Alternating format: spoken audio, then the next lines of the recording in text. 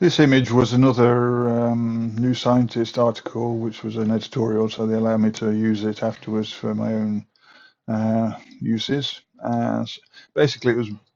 an idea around the idea of fleas and some things that fleas could do, and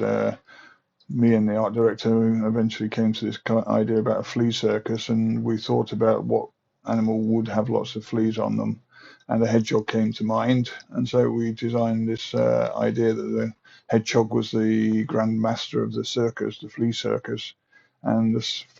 flea circuses would perform on command to this thing, and I renamed it Itching to Perform because he seemed like he was a kind of an interesting character that wanted to actually do well in his career, and that's where the idea came from.